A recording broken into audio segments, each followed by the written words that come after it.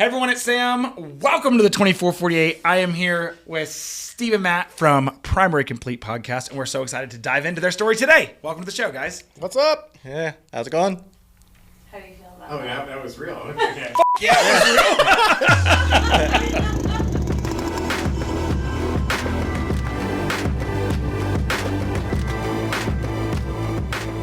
real. How did y'all learn how to be storytellers? I feel like that's probably the hardest thing of getting the right story.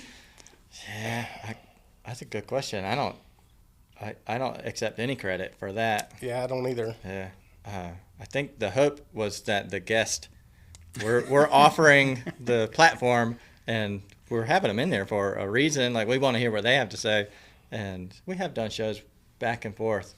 But yeah, there's been no leaning on any sort of storytelling skills.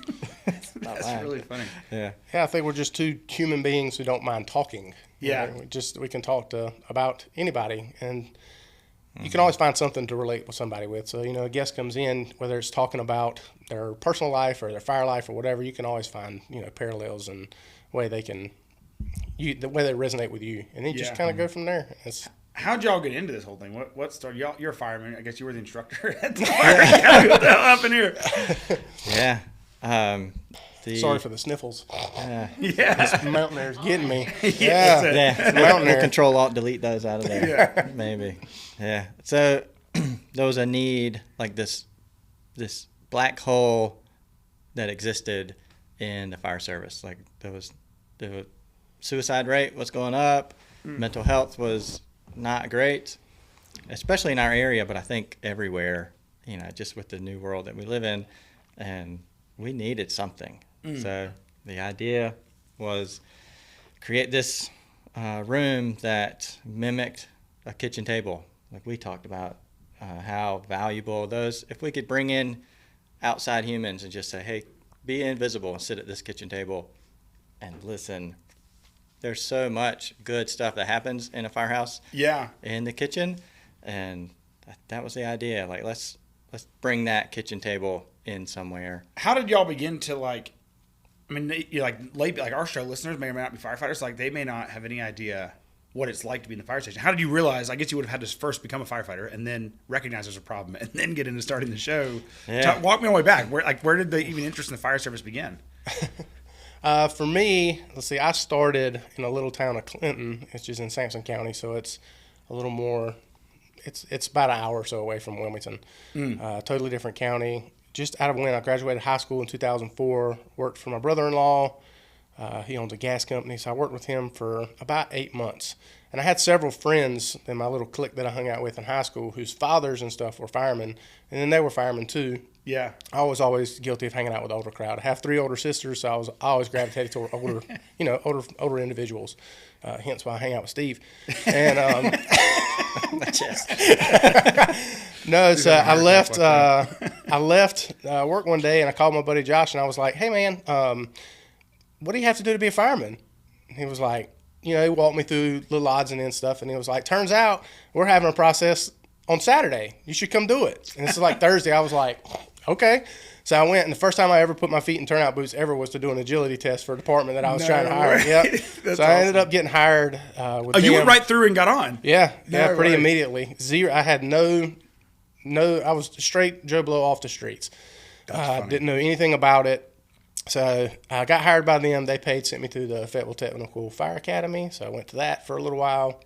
I would go to class all day, go back to Clinton and work at Firehouse all night. And so that was the probably first 14 months of my fire service career was That's academy awesome. and then work at night. And then I got done with all that. And at that time, they had 2 daytime shifts. So it was A and B shift, and they just worked daytime. So it was 6A to 6P. And then part-time staff would come in the evenings. So I worked both shifts. I worked every single day, 7 days a week from 6A to 6P. Just got ate up with every single day, just about. No way. Every single day. So I worked with both shifts. Got a lot of exposure, got a lot of fires, got a lot of time to see different personalities. It was a smaller department, but everybody ticks different. Yeah. I mean, I was hooked.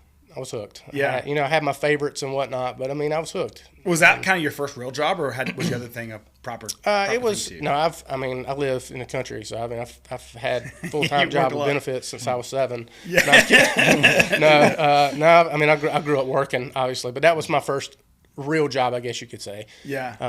I worked part time with my brother-in-law prior to that, so yeah, that was my first like actual job. That's cool. So yeah, I hung out there, stayed there for a while, and then probably one of the most influential characters in my entire life was like, "Hey man, Clinton's a great place to be if you want a job, but if you want a career, you got to get out of here." So Really? I did, yeah. So I applied for New Hanover, which is where I've been for the past going on 16 years. Oh wow. So That's cool. Yeah. Do you work there too? I guess I do, You guys yeah. kind of met up through that New Hanover connection. How'd that come about? Yeah, my intro into the fire service was far less like there was no real honor in it. The economy had dipped, and I was like, I did I was my own boss, and I did tree work. Oh, nice. Yeah, I love it. It's good work, but man, when that economy dropped, nobody needed their trees trimmed anymore. Oh, So I was that's like, funny. I gotta have a job. Like, I need benefits and Yeah. like a paycheck that comes when it's supposed to.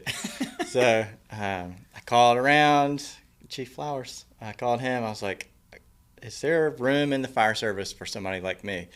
And he I was- feel like ladders, ropes, like saws. Hello, it's Yeah. really like He was like, you'll be a good fit. So he said, turns out we're hiring. And the same thing, like I was off the street, no prior experience. oh, And interesting. I think I'm right. That was the first time New Hanover County had offered, like, you just apply, we'll train you. Oh, really? Yeah. Have they got was- their own training academy and all that stuff?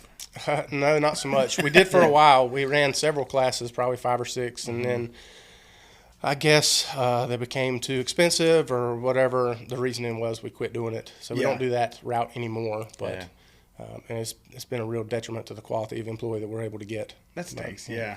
What was it that kept you once you got into it? Did you know, man, this is definitely where I belong? In the academy, my academy was 7 months. And I learned a lot. I was into getting the knowledge. The instructors were good.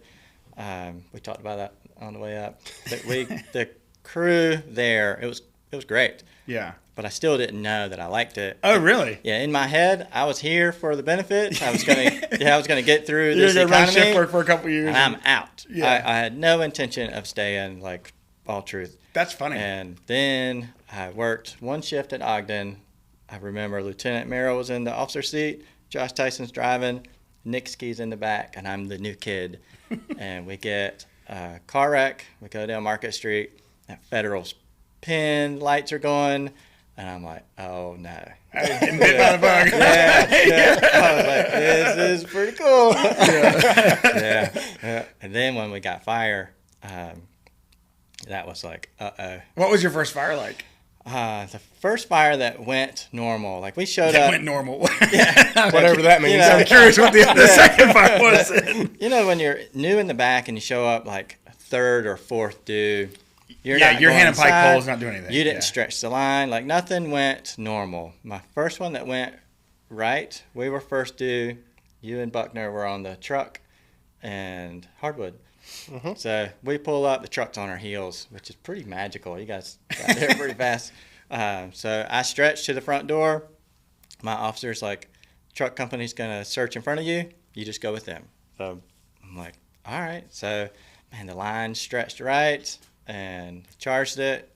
These guys go in the door, and I just followed them, and we searched like kitchen area, and then go down the hallway, find fire in the bedroom. You might remember it was a water bed. Yeah. Yeah, but We have a guy here that got a waterbed. Loves this thing. yeah, when I looked in the room, the top of the waterbed had burned off, so it was a perfect reflection of the window. No way. Yeah, so I'm like, my brain's trying to figure out, we're on the first floor. Yeah, what the heck's going on? There's no window in a basement, but the reflection's telling me there is. That's so wild. Yeah. Yeah, but it was perfect. Like, smoke's banked down. You can hear the crackle of the fire.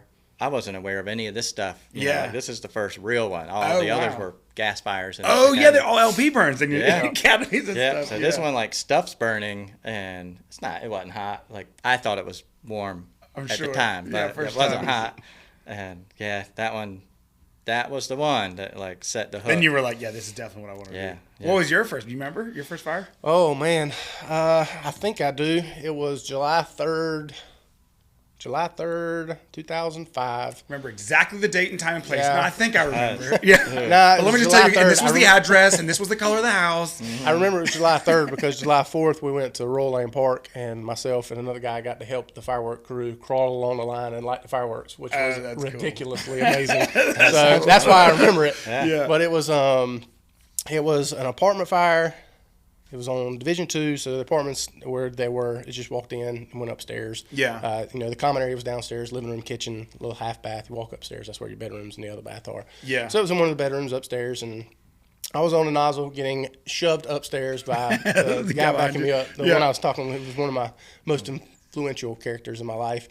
Pushing me up, yelling at me, just getting it, laughing, having a ball. Yeah. So get up there, fought a little fire going up the steps, and then put the fire out, and that was about it. And it was just amazing. And then everybody comes back down, gets cleaned up, and it's all smiles all the way back to the firehouse, talking shit, and just, the way it is, it was, hooked. That was cool. But that was early. I'm not even sure that I was supposed to be in a fire. Right. Well, in the middle, I started in this little town at Lillington, North Carolina. I was at Somerville Fire Department, and it was like sometimes you show up and it's like there's two guys. Yeah. And it's like, well, there's a house on fire, and I got two guys. Well, I'm not gonna not put the fire out. All right, load up. I'm hooking you to my belt. Let's go. And then someone that knows what they're doing grabs the less experienced guy and goes for gold. And it's like, like if you go to the textbook, what's the textbook say about that? I don't know. But I know the woman inside the house is burning her hair off. Is probably very thankful that someone's coming, regardless of what the story is. Yeah. There's a time for rules. Yeah, exactly. Yeah. I mean, there's a time. I think there's a time and place for everything, right? But sometimes there is like go for Gotta do what gold. you gotta do. Yeah, that's so funny. Yeah. I can picture a million calls where it's like Seems to be going away. my first Time for call. rules. I went to a Connex box, been shot, and it was like fireworks inside of it, and so they started blowing all fireworks Nice. inside this Connex box, and it was like, we're not gonna in the field, we're not gonna put it out, it doesn't matter. And the fire chief was like, I'm hooking you to my belt. You are not supposed to be here. You are not supposed to get off this truck. Do not leave my sight. Yes, sir. So we go, and he's like, run around inside the truck, hop in the front seat. So I run around. Once we get on scene, I hop in the front seat, and I was like, climbed in. I stood on the cue siren. It's like, wow, what the hell is going on? He's like, get off the damn pedal, man. And I was like, holy shit. And as I was running around the back of the truck, I clocked my helmet on the skull saver on the back of the ladder, laid myself out flat. It's a turtle shell helmet because I'm like a junior at the time. I'm rolling around like a turtle on my back. I felt like such a clown. And then I get in and set the horn off, and I was like, oh my God. But I learned a little bit. So. I'm awful at this. Yeah, I was exactly. I was like, I don't know what the hell I'm doing. I definitely made a few pedal pushes on accident early on. Oh yeah. No one I feel like during the academy that would be something useful to tell new recruits. Like, hey, by the way, there's this pedal here, and it's going to make you look like an absolute buffoon if you don't know when to step on it and when not to. That used to be a good prank back before, the master switches and whatnot were turned on. They required power and they were digital and all that kind of stuff. Back when they were just hard throw switches, you could get out for lunch or something like that and run over to the company beside you and turn the master on, and then take the captain's boots and set them on. That's as soon as they cut the battery. As soon as they cut the battery switch, it starts winding up. Yeah, I love that. Yeah, that's funny. Yeah. So what was it like as you guys started the business? I mean, like this business of the podcast. It's funny. We're interviewing folks primarily that are like in business, but I feel like a podcast is a business. It's a extracurricular activity that relates to the fire service. You bring people in, and as you started that endeavor, what was it that kind of solidified your fire service experience to say, man, I know I need to do something to support the people that I click with? I would say probably, well, I believe both of us are probably the two worst business people when it comes to actual trying to see the podcast as a business. It was never started with the intent of making money, and it still has no intent to make money whatsoever. Really? We talked early on, and we still talk to this day. If something magical happens, and we all strive to be like Joe Rogan as a podcast, right? But our reason is far different. It's not because of the monetary compensation for our time speaking into microphones.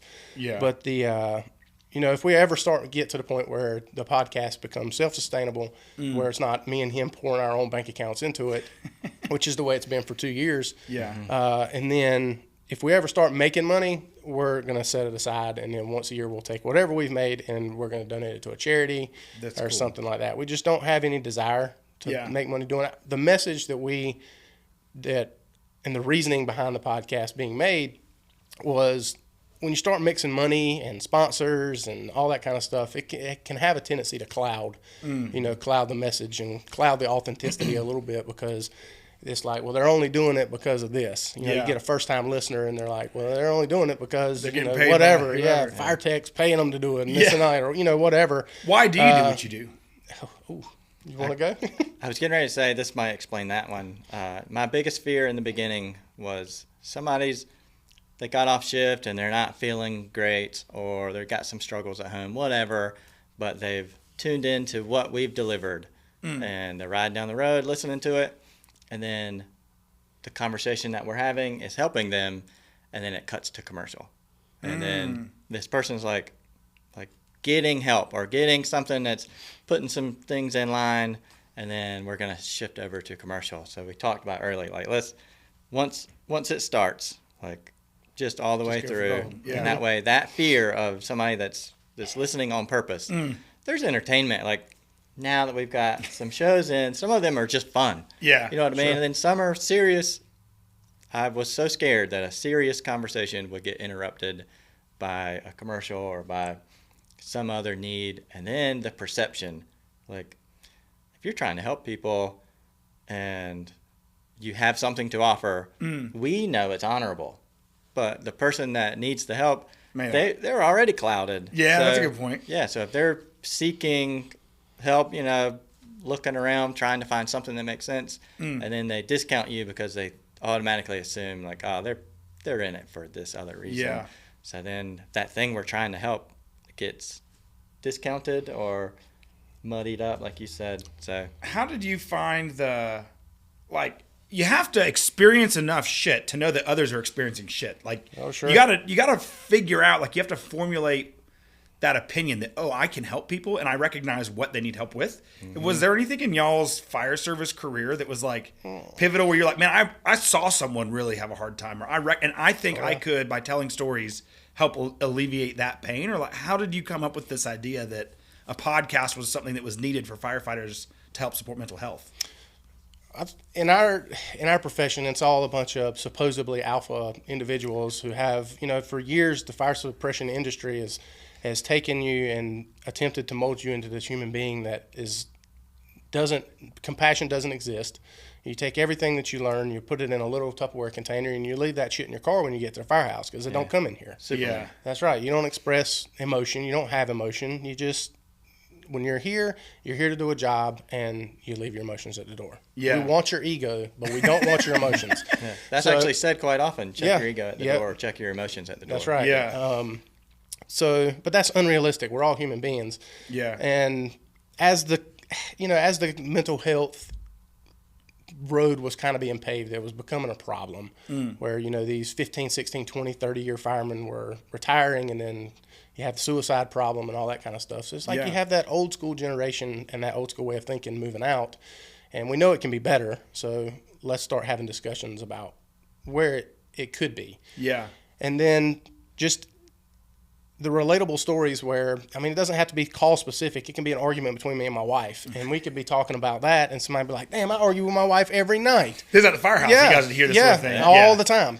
All the time sitting at the kitchen table, you hear, you hear personal stories that you probably shouldn't talk about, and then you hear, you hear about everybody's struggles, and that's part of what makes the camaraderie and the brotherhood within a firehouse what it is because everybody can relate. Yeah. But a firehouse in New York, or a fireman, when they leave the firehouse, it's like they leave that peace and they leave that relatability, and it's like back into this world.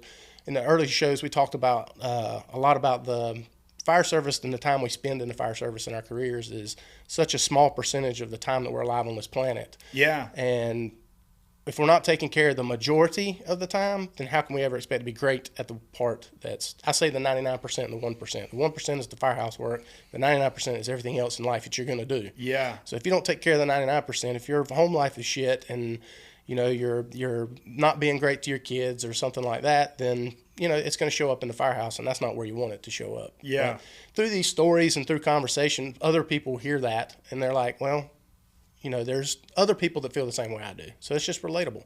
And you never know what you might say, just a funny quote or just something that will really resonate with somebody and kind of change their mindset. And Go ahead. Are y'all kind of building that kitchen table on a broader scale for folks that may not have the kitchen table at their firehouse? Or what's the way you would lay it out? I think that's the goal. Yeah. Yeah, that's pretty simply put. Thanks for that. We're going to copyright that. You can. Feel free to run with it. Yeah. I feel like, there are so many small town fire stations where, like, we'd get back from a call, and if it was only two of us and we had to go do the job when we get back, it's like, all right, well, I'll catch you later. Yeah. And it's like the job is a little bit isolated when it's so small. And, like, I love working on the ambulance because the ambulance isn't a volunteer gig. You have to be credentialed, you have to be boarded, you have to actually work for a county agency. And when you show up, you do the job, and then you decompress the job back at the station or whatever, you know.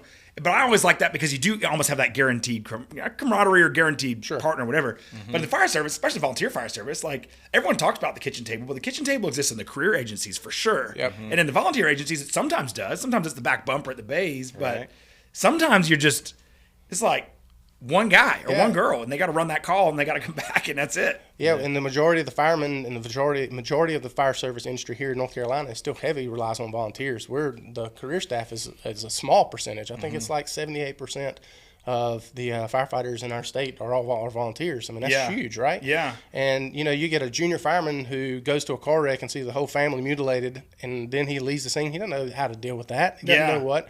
But, I mean, he can listen to primary complete and maybe catch something that normalizes processing that out. That's right. Kind of makes it, I'm not going to say makes it okay, but, something helps to know he's not the only person that's ever had a bad call, That's right. Yep. What's the, what was the process like? Because, like, I picture this kitchen table, and if I show up to a kitchen table, and I've shown up to kitchen tables all over the fire industry, I don't get accepted day one, Like, you have to earn your stripes in order to be brought into that table. So, like, at y'all's Firehouse, what was it like to earn your stripes to where you got to hear that conversation and they got to talk with you more honestly?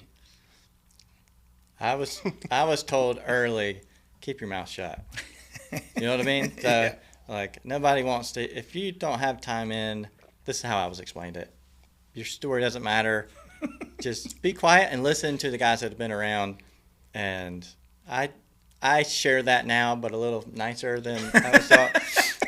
But it's true. Like, if you want to be accepted at the table, come in and listen and learn some things, and you'll end up learning that. How would you describe that? Like the give and take of the conversation and the respect, the reverence. Sometimes, like sometimes heavy something hits the table, or sometimes it's a story that's so funny. I'm thinking of Ben Bob. Yeah. It's like, if anybody interrupts this, I'll murder you because this story is amazing. You got to kind of know the rules, the unspoken rules of the conversation. So if you just come in quiet and then just observe, you'll learn the rules of the conversation, and then you can accurately add to the conversation or appropriately add. There's definitely firehouse etiquette, and it's not written, it's not spoke about, it's just, I guess, kind of passed on through action. But I mean, it's like definitely a real thing, rules, right? Yeah, like, it's there's a whole thing. code, That's right. It's a real thing, and every firehouse is different. Every shift is different, for that matter. But the general rule of thumb when you're new is, mouth shut, ears open, hands busy. That's funny. Yeah, that's it. That's it. You said earlier, you never know what little nugget might help somebody. There's also a responsibility on the other side. Like, if you crack off a comment that's not good and not helpful for somebody that you don't have any idea that they've got all this home life stuff going on, or that call that they went on. So that's the part of the show that I don't think I predicted early. That is the responsibility to make sure that what you say is thoughtful or or accounted for. There's a risk. Like, if we publish something that's negative, you know what I mean, or give somebody the opposite of what we're trying to provide, Oh, that you could do more harm than good. Yeah, sure. Yeah, there's a responsibility there. I don't think we've ever actually talked about that as a responsibility. It's just, I think it's understood. But when you said that, it made me think, like, there's that nugget can be helpful.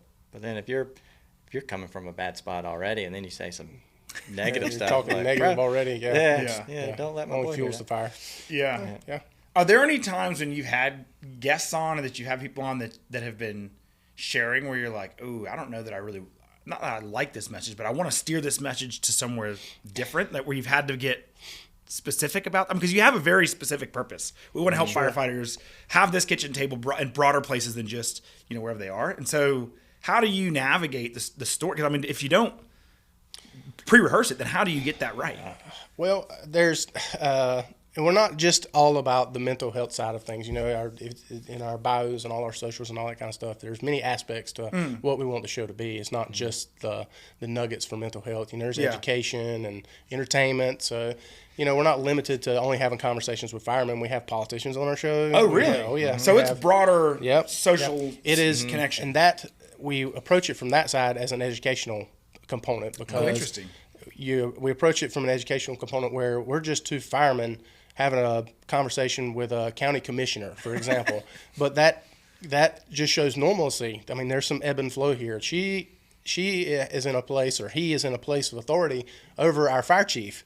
Oh, yeah. We're two nobodies. Interviewing the boss's boss. That's right. We're two nobodies. I mean, and when you kind of, it's easy to talk junk or it's easy to hate on people that you don't know anything about. But when you give that person the ability to just talk in long format and it's not sound bites, you're like, well, they're human too. Yeah, exactly. And then hopefully in the future, when you're, if the fire chief listens to it, they can approach their commissioner or boss or whatever mayor with a little bit different mindset, That's and that's helpful. Yeah. A kitchen table mindset. Yeah. But to answer your question, there's definitely been some times when some stories have started to go south. I'm thinking of a particular one. And the guest, we were all feeling pretty good at that point, but he was feeling extra good. And we was just discussing his home life and whatnot. And it got pretty muddy for a minute. And so we let it go. And I think we actually ended up cutting that part out. We didn't even notify him that we were doing it, but we did it just to save him. Yeah. Sometimes there's that responsibility. No, but even if it's a negative message coming from somebody, it's still a message, and it's still their perspective. That's a good and point. You don't have to agree with it by any means. Journalistic freedom is. Yeah, you don't have to agree with it, but it's still theirs. Yeah. So it's still their opinion or their perspective. So That's cool. We enjoy difference of opinions. We don't like being. And we don't like having always like-minded people down there in the studio because, everybody in the echo chamber is kind of an unproductive conversation. It's like, you're just, you're farmers with pitchforks at that time looking for witches. Yeah. We're all together going to start, So we encourage debate. We like debate. Yeah. And we like showing that you can have debates and have differences of opinions and still have hugs and leave happy. You know what I mean? Fair. I think that's really important. Very important skills that people need to develop, I got so angry in one show, and I hit it well. That's my new superpower is to be furious and then just everything's cool. I don't do that well. My wife can see. She's like, I don't know what's wrong, but I know something's wrong. I can see it in him a lot of times, but I remember it was an answer to a question, and it hit me, and I was like, that cannot be your answer. Let's try again. Yeah. That's awesome. Yeah, so you can walk people back or reword questions or use whatever interview skills you've learned or picked up on the way to kind of, maybe help them walk themselves out of that situation. Yeah, like, hey, that's here's a path you can save yourself if you want. Yeah. That's funny. Well, take me back to when you guys started. Some of the, you guys sit in the firehouse one day and said, hey, let's start a podcast? Or how did you go from a firefighter to having this idea and putting that into action? Let's see. Well, I was at work one day, and myself and another coworker, my captain at the time, we had done a podcast in the past, but it was so rudimentary. It was terrible. It was all focused on firefighter fitness and whatnot, and we did it in the bunk room at our station. Sit-ups and No, we didn't. There was no video. It was all audio. Oh, really? Yeah, but just discussing exercises and whatnot. We were both really high geeks into that world at that time. But it was good. I mean, the content was good, but the production was just terrible. We had plug-in USB mics we plugged into a laptop with headsets, and it was garbage. But so I dabbled in that world a little bit. I would assume that's why Steve called me to present the idea for this show. Is because I had somewhat of a knowledge or background. Maybe it was because I'm pretty and that's I don't know. But I was working one day and Steve called me and was just like, "Hey, let me bounce something off of you." And then he introduced the idea, and I was like, "Okay." But I told him, I was like, I've got 60 irons in the fire right now, and the way you're pitching me the idea here is that this is going to be an all hands on deck type situation.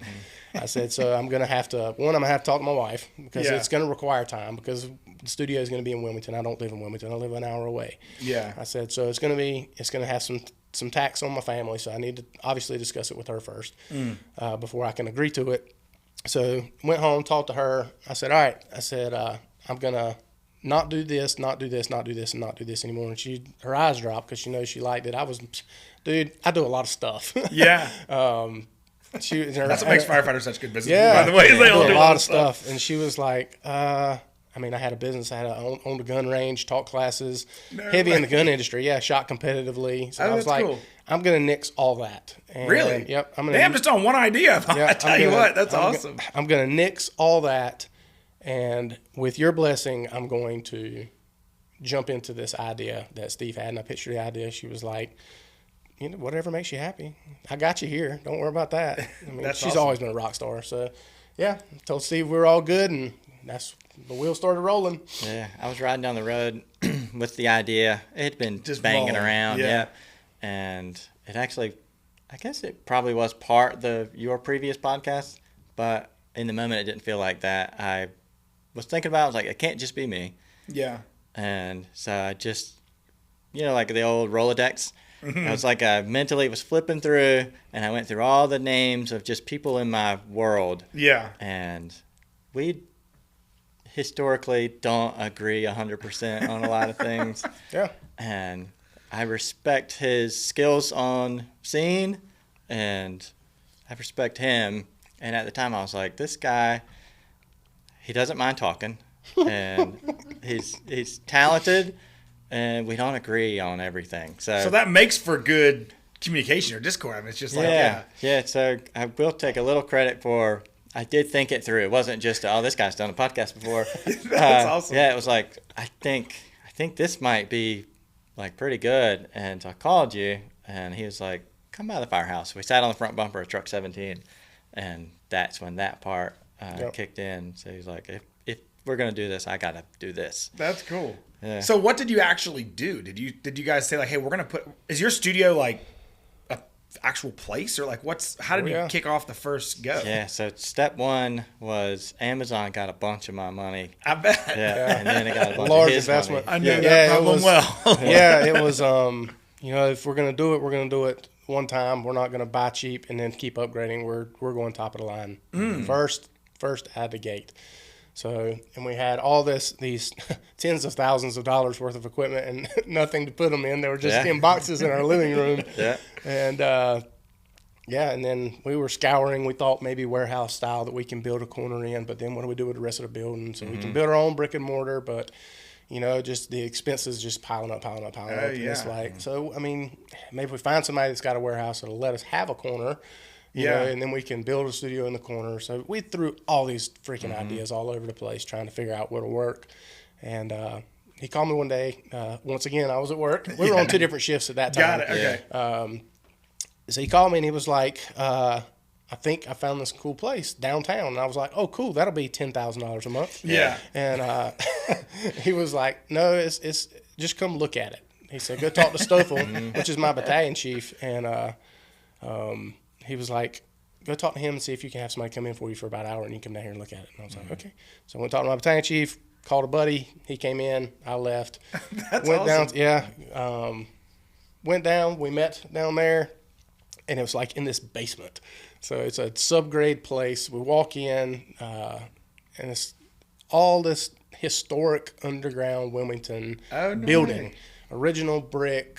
It's wild, really wild. So it looks and feels like a man. firehouse. It was it's really wild, but it was chopped up into these three sections, like these three offices. And the guy who owns it is in the middle, his little office, and he was a paramedic at Lake Waccamaw. Oh no way! So someone of the fire service somehow. That's right. We didn't know at the time, but that ended up working out real nice. So he walked us into this little place. We opened the big glass door, turned on the light, and that is what is the foyer now, which is where we hold all of our Pelican cases and junk. Nice. That's good. But he flipped the lights on, and I was like, bro, this is little. Yeah. Oh, really? Yeah, it's like an 8x10, just very small. Way. I was like, bro, this is little. Yeah. And then he walked back into like this darker area and flipped on a switch, and it's a big brick archway, and all we could see is another brick wall on the other side of that, probably at least, 12 feet away or so. And we walk in, and it opens up to the left, and it opens up to the right, and it's this gigantic brick room. No way. Yeah. Dude, that's so sick. Yeah, luckily we didn't know anything about acoustics. So Otherwise we knew there's no way. Yeah, we knew enough to be like, it's perfect. The shape, and it looked amazing, but we didn't know to be scared of the acoustics. But we were able to. I think we pulled out our phones, and we had like a Hertz meter or something like that. Here's Just what the set it on the resonance was. desk and left it sitting there while we talked to the owner and all this kind of stuff, and just peek over at it from time to time, and could tell that, the acoustics weren't awful, but it had a sheetrock ceiling, so we knew we could fix that. Yeah. And we knew we could do things. So yeah, we agreed to it. Both fell in love with it. Had this weird casting couch in there we had to get rid of, and then I had like this big desk. It was creepy, but That desk was the size of a Civic. Like, yeah, it was You have to huge. cut up the pieces. Get rid of it. No, he wanted it, so we ended up. I don't even remember where they ended up taking it, but he took it somewhere. So then we started to build out, which consisted of little foam squares all over the ceiling from one end to the other, which Yep. took about 2 days of work. That's funny. And just start fumbling with ideas. So we would take these foam cutouts and make different size tables and set them wow. in the floor, and then take chairs and go around it like a setting like this. We tried a setting like this. Were y'all stage production people, or like did Oh you my have a God, background no. in tech, or how did you No. come up with like, I'm gonna lay out a No, I listen to a lot of podcasts, and I like different styles. One of my favorite shows, the Sean Ryan Show, this is the style that he does. So that, I was like, well, let's try it and see what it did, and neither one of us were comfortable with it. So that led us back to the kitchen table. And I built our first table, and it was an epic disaster. no? It was beautiful. Yeah, it was a very pretty table. Huge red oak, beautiful slabs. It was gorgeous, but that didn't work good. Bro, that Heavy. basement has zero humidity in it. So as soon as that wood got down there, it drawed all the moisture out of it, and we came down there one day, and it's these gigantic potato chips. Oh no! Yeah, it was real bad. Oh, no, Yeah, that's we awful. ran it for a little while because we didn't have another option. That's but- right. Some of the earlier shows, you can still see that table. But, then rebuilt that, and we've tweaked some stuff here and there. But the process was fun. We probably for 2 months almost. When did I say the other day, Miss Chelsea? Can you remind me? December what was the day we aired our first show? Do you remember? That's So right. December Oh, yeah. 24th. Like Christmas Eve. Yeah, December 24th was the day we aired our first show. We started renting the place in October. Oh wow! So you're paying rent on the place. How did you guys fund this? I mean, I feel like that's not an easy thing. These Yeah. two things right here. That's right. Yeah. Yeah. Just Yeah. out working. Yep. Hands. It's been like that mostly, the majority for the whole time. We had one good sponsor, and unfortunately, we had already spent a bunch of money, and she was like, "What do you need?"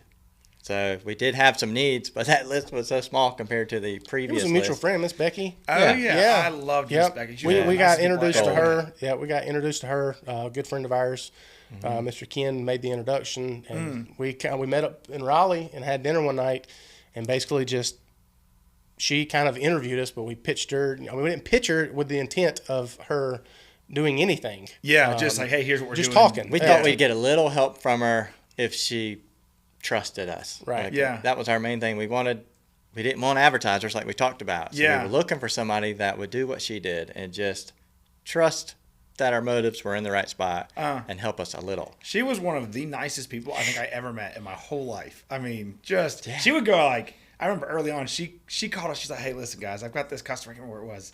Specking a fire truck. I want you guys to come out and do your thing. Low pressure, whatever. I'll put in a good word for you, but I'll give you a platform. And she's like, I can't do your thing for you, but if you want a platform, I get it. It's hard to get. I got an interview for you. All right. So we'd show up and we'd do a thing, and she'd be like, listen, guys, I don't know if their lights are worth the darn, but I know these people are good people. And we've worked with them, da-da-da.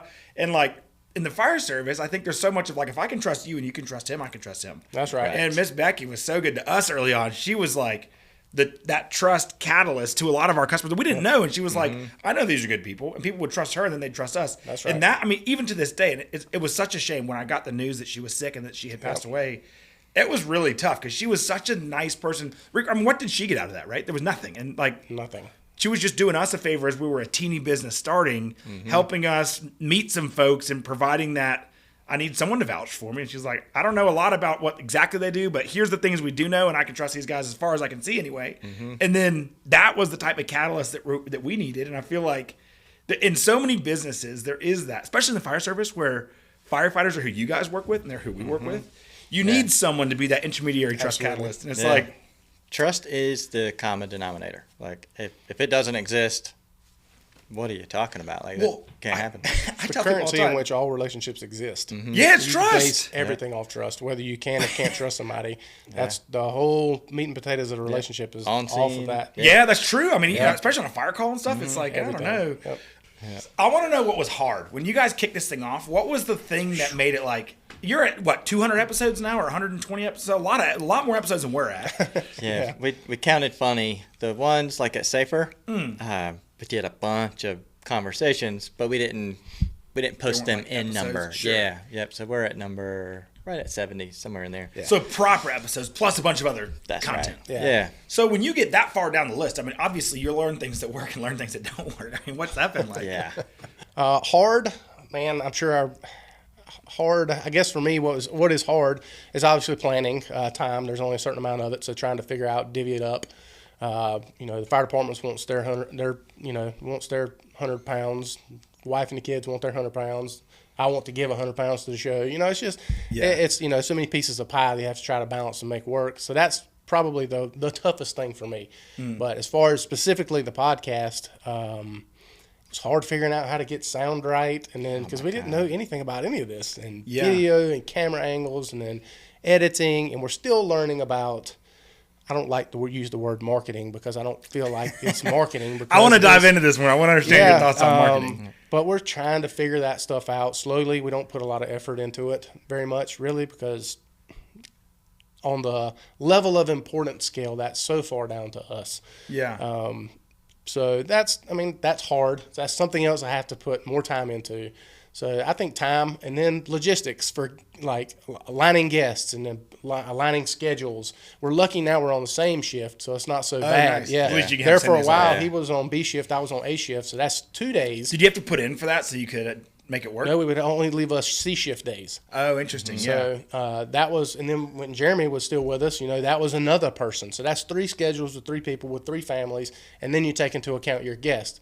So that was, and it still is hard. That is, still a bit of a struggle. Just trying to align schedules and doing this and then that sort of thing. But nothing's been too bad stressful. It's hard for me when something is supposed to be happening correctly and it doesn't. That's hard. I don't deal with that real well. The first hard part, remember all the test episodes? Yes. Like, we just had friends come in and we just fire up the mics and turn on the cameras. The cameras ended up shifting around and we tried a few different angles and stuff. But the first episode, when you interviewed me, and then I was starting at 0 on edit and trying to figure out these programs. We did Final Cut Pro. Oh, yeah. That's what we had it in. Yeah, it was 30 plus hours that it took me to put that show together. Oh, yeah. It was just totally underestimating the amount of time required to. Yeah. You got an hour of content. How long is it going to take you to cut that hour down? Yeah. Or And like, it or wasn't- 6 if you guys shoot a 6-hour show. It wasn't editing, like changing the conversation. It was Trimming the fat, getting the color, getting the audio, getting it all laid yeah, out. putting in pictures and putting in, because I felt this really strong need to have a photograph or a video to go with the story that I was Yeah, it's a B-roll, telling. of course. That Yeah. makes sense. So that part, but yeah, the that time, and then I was so scared, like when I was getting close to what I thought, I was so scared everybody was going to be like, what is this? Why would I give 2 seconds to watch it? You know what I mean? Like that, like. Is that what happened, or did people give you good feedback? Nah, it was good feedback. I don't think I've never received too much. I've never received any negative feedback as far as what the content is.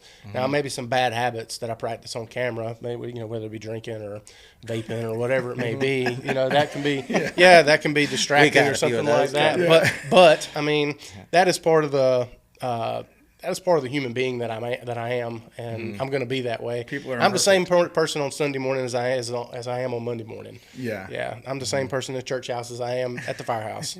That's what you see is what you get. Yeah. I'm respectful. I know the crowd that I'm in. If I'm in the presence of a politician, I'm interviewing them. I'm obviously not. Probably not smoking and drinking at the That's same time. right. Yeah. Well, yeah. I mean, You're just and then- lying the whole time. That's what you're supposed No, to no, do. Oh, sorry.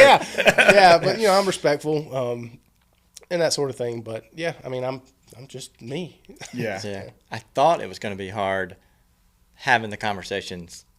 Like I thought emotion was going to get in the way, and I thought that there would be dead air moments. You know what I mean? Like those were Just looking fears around, early. Yeah, like, oh, okay, break. But none of that. Like, I'm sure we had a few moments of, wow, those were probably our dead air moments, was at the end of a story that's like, oh my God, that person just, you know what I mean? Like the weight of it. Yeah, it's like, mercy.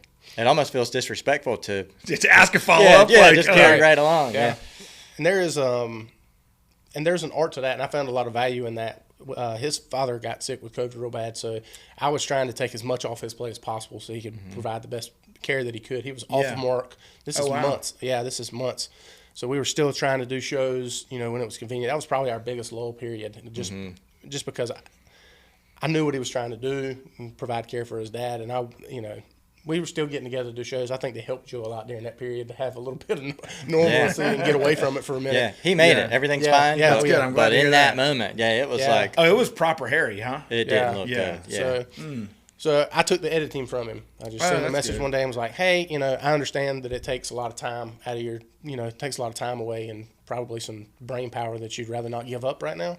So I took the editing. That's good. And I've done it since. I enjoyed it. I've got a pretty good flow with it now. So, an hour of content to speak where it used to take 2 and 3 hours per hour of editing on the backside, it's kind of streamlined. Now it's more or less maybe 45 minutes I spend on the front or the back of the show. But as far as the content in the middle, switching camera angles. Yeah. That's it. That's cool. It's a lot better. So it's getting better all the time. It seems That's like. awesome. So. How do you guys, we were talking a little bit about marketing, right? And so like in a business, marketing is what generates, I think, people think sales generates revenue. I think marketing generates revenue. Marketing generates the opportunity for salespeople to then close business. Sure. But in your business, how do you measure success? In our business, it's by volume, it's number of dollars in the door. But in your business, is it viewership or what is success for you?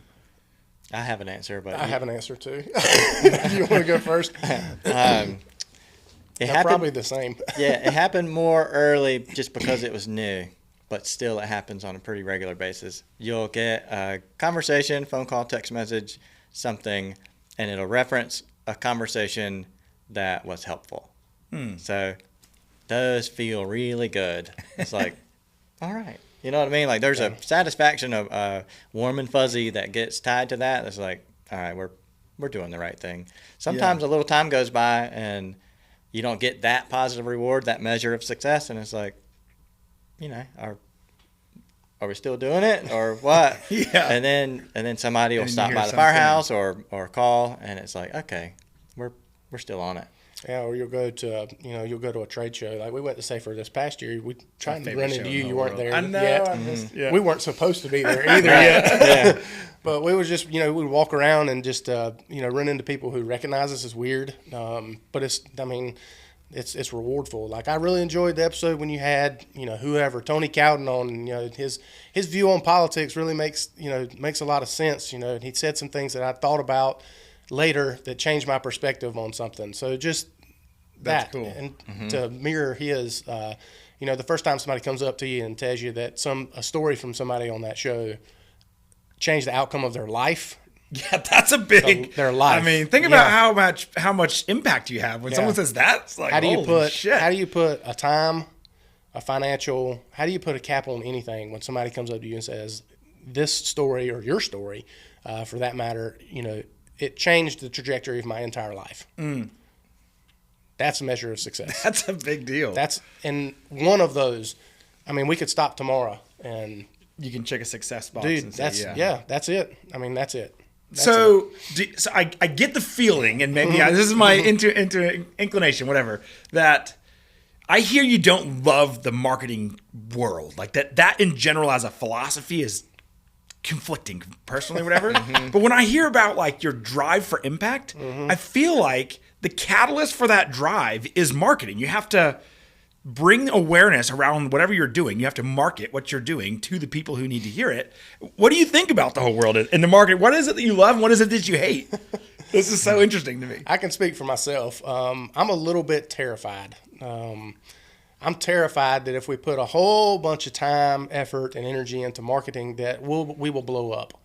And if we blow up, I'm scared of what that looks like for me. Blow up like good or blow up like explode? Like never come back. No, not blow up like we never come back, but just get really, really big. Oh, yeah. Really, really fast or something like that. And me not have the opportunity to mentally prepare myself for that, and it's shooting my ego through the roof. And then I lose sight of what it is that we're supposed to be doing, and it becomes the best content to satisfy that dopamine hit, which is the likes, the subscribes, the comments, rather than what to satisfy the firefighter. Yeah, absolutely. I have an addictive personality for sure, and if it's getting satisfied through social media, I think a lot of firefighters do. It's the adrenaline hit when the pager goes off. I mean, let me be honest. I enjoy that. I mean, that's just me being honest. I'm terrified of it, and I've told him time and time again, hey, if you see me slipping, if you catch me drifting and slipping away from what this is supposed to be, so you better punch me right in my teeth. Yeah. Say, hey, that ain't what we're supposed to be doing. Yeah. He's much more level-headed. We're often yin and yang. Yeah. Often. You probably need that in anything. I mean, Kelma is my wife, but also our COO, and she is. We think similarly about maybe ethics and integrity and nothing else. Sure. And so and not like we disagree, but we just think about things differently. And so you almost have to have that balancing personality. But so that's it for me. But I'm not going to answer. Remember the comparison you made of the most trusted person is that fireman, and then the least trusted is a salesman. Yeah. I think there's a fear that if we put in effort into the marketing, that perception that we're turning into salesmen or that we're muddying up the waters with sales, that's our biggest hurdle. Like we need to get on board.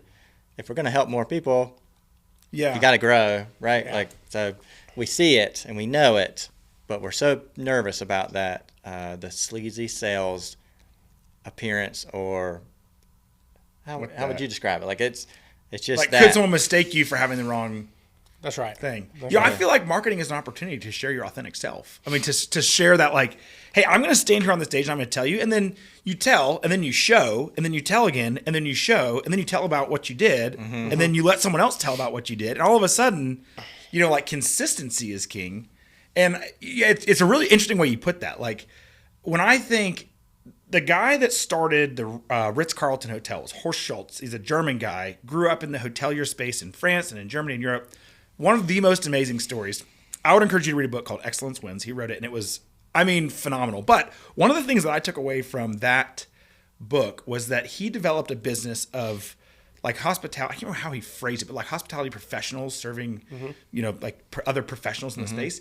And he said that for him and the way they create that business, the goal was to create the ultimate value proposition, create the best experience, the best everything, like excellence across the board. Once you have created absolute excellence, then bill someone what they're willing to pay for it. And you're not saying, I'm going to charge you a fortune, and then I'll, create something that's pretty good. It's create the ultimate experience first, and then whatever someone's willing to pay, they're willing to pay it. And so I feel like, and like, if you've ever, the Ritz-Carlton Hotel is one of the most amazing operational excellence, use cases that I've ever been at.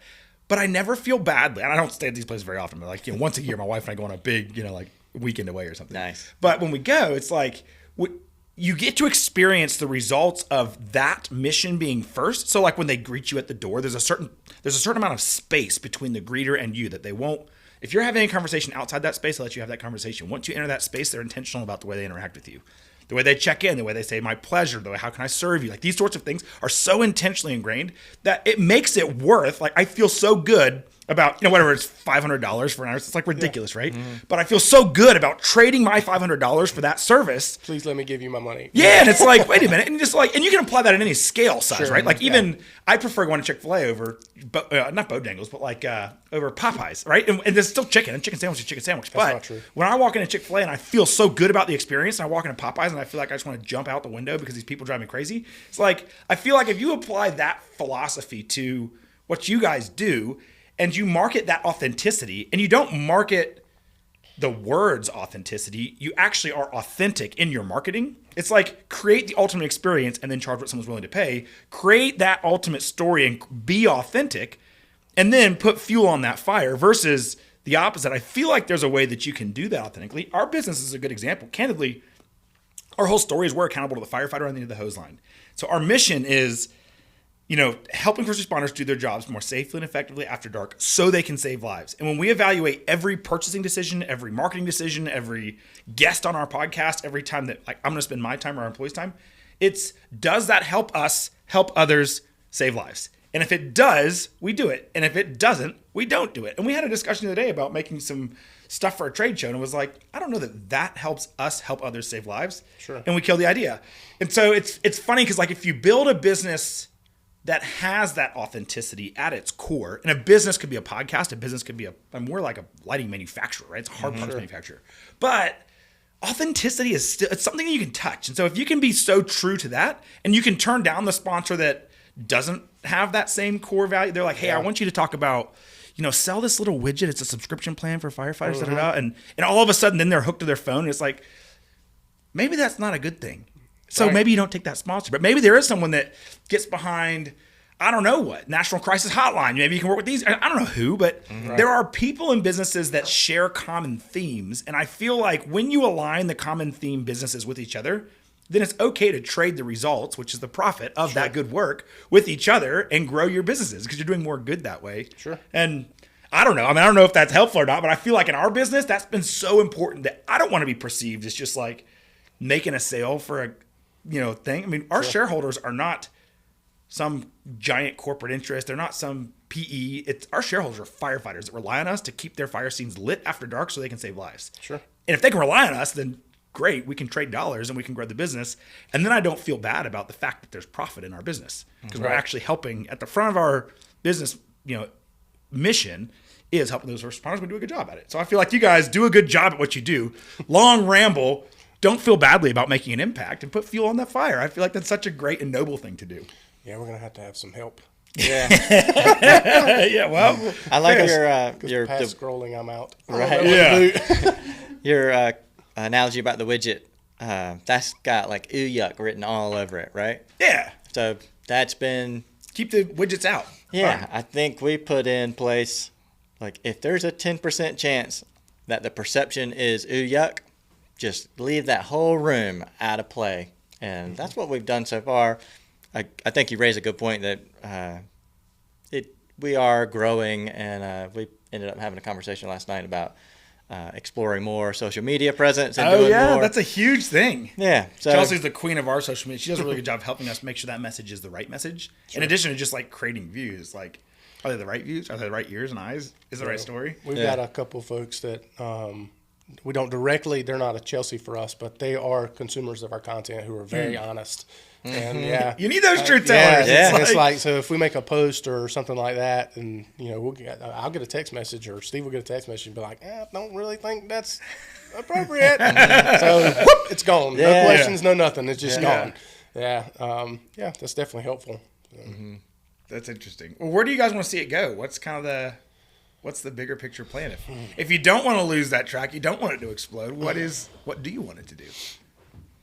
I want it to be super easy for, if there's a difficult conversation happening or even a not difficult conversation happening, I want it to be super easy for somebody to say, you should check out show whatever number to compare to that event that's happening. If it's funny or if it's a need, but I want it to be a reference point to where somebody's like, you got to check out Primary Complete, like show 300. That show addresses this, and it's a good contact. Like that's what I want, is that useful reference, and I want it to be somewhere that people go for entertainment, even if you're not dealing with tough shit all the time. You know what I mean? Sometimes it's just fun and fun. Yeah. And I kind of feel like I've overstated how much it's tough. It's not tough all the time. Like I was good. The majority of it is great. Yeah. So, and we talked about early, like if we just beat the drum of mental health, then we'll get pigeonholed, I think was your term. And then that's just what it is. And it's not very entertaining. Yeah, it's like you're always talking about down stuff all the time. It's like, that sucks, right? Yeah. So the Firehouse is one of the funniest places in the entire world. I mean, 100%. That is 100% one of the most rich environments for storytelling and for BSing. I mean, like, if you loved the college frat house, holy shit, you'll love the Firehouse. Exactly. So if it's this platform that people listen to for fun and then listen to for need and then can help somebody else with it, that's what I'm wanting to see moving forward. Yeah, I'm the same way. A place where somebody can make a reference, like we'll interview a chief or something like that, and we'll be talking retention and recruitment or something like that. And, a few months or whatever goes by, and another conversation sprigs up. It's just like Steve said, and you're like, oh, well, go check out this show right here. They throw all kinds of ideas out and about around. Yeah. So that sort of thing. And I don't want to be strictly always all fire all the time either. I think a lot of You said you had the politician. Yes, I feel like almost every podcast in our genre, if you will, if you can even have a genre in this, but it's all fire all the time, and I don't want to be that because we're more than that. Yeah. So general conversation with bar owners, people like that. I mean, human interest that's versus right. just fire service. That's right. So we're not so singular. We're multifaceted people. All of us are, all the firemen, and it's important to be able to express that we do more than just fight fire. We're dads, we're fathers, we're sports athletes, we're people. All the stuff. Yeah, all the stuff. So, And there's an interesting connection between your fire service careers and your personal lives too. I feel like That's right. That's really cool. Yeah, everybody always says find your niche. You got to find your niche and go. And I'm like, well, I mean, is there a niche in life? When you're trying to capture the whole picture of human beings, is there a niche per se? I mean, it's tough. It's a tough street that we want to be on. We don't want to be on one side of the line. We want to dance both. Yeah. So, That reference thing I talked about, have you ever had like a full tilt anxiety attack?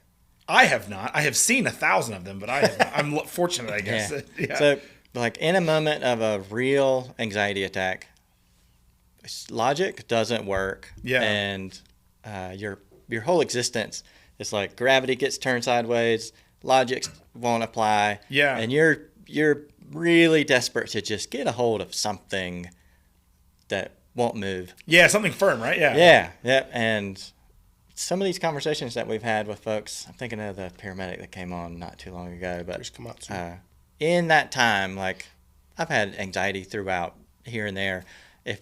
If I knew that this show, that guy talked about a moment, and if you can recognize like he's describing the same things, and now he's sitting here having a healthy conversation. Anxiety is telling you you're going to die. Like at the end of this, that's the purpose of the anxiety attack is trying to give you the thing. Yeah. So if I can see this person was experiencing the same thing and they put the pieces together and they made it through, then I can do it too.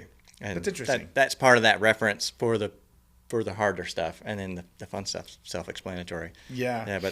But that being able to help somebody in that moment was probably the foundation, the earliest part, and that to extend forward. That's what I want, is that reference back to be able to have these shows for the check out this guy. Yeah, have an index of like topics that are. Yeah, basically we're keeping the show going on the same trajectory it is, but in the shadows we're building this catalog that people can go back and re-reference. And I mean, I see us being a part of the fire department training somewhere. Yeah. Like Firehouse's training. Like if they're having a monthly training objective on whatever it may be, and if we've had a guest on, a subject matter expert in that particular area, then share the episode across. They'll pull it off of our platforms and put it into their monthly training objectives they send out to their department. I see that being a real thing. Yeah. A language disclaimer. Well, we did one on this show. It was like, we may have a few F-bombs. We're really sorry, but yeah, that's awesome. Well, guys, how can folks find your show? Where do they go to listen to it? Is you guys got a website? What's the best way to get a hold of you? Hit them. That's you. Well, they can find us on any podcast platform. So Apple seems to be working best right now. YouTube, super solid all the time. Spotify. If you want just audio, just search Primary Complete. Yep, Primary no space, Complete. no caps. Yep, Primary Complete podcast. You can. I don't even know if we're Googleable, but and then same thing on social media. It's just Primary Complete podcast. That's awesome. Yep. Well, Steve and Matt, thank you so much for being on the show. It's been really awesome learning Absolutely. about your podcast, your careers, your personal lives, and we're so glad to have you here on the 2448. Absolutely, man. Thank you for the opportunity. For sure. Absolutely. Hey guys, thanks for listening. I hope you enjoyed it and learned something. If you want to be on the show or you know someone who should, head over to the2448.com and submit your business. Don't forget to follow and subscribe and give us a 5-star rating. If you thought it was 4 stars, still give us 5 stars or I will find you. See you next time. Later.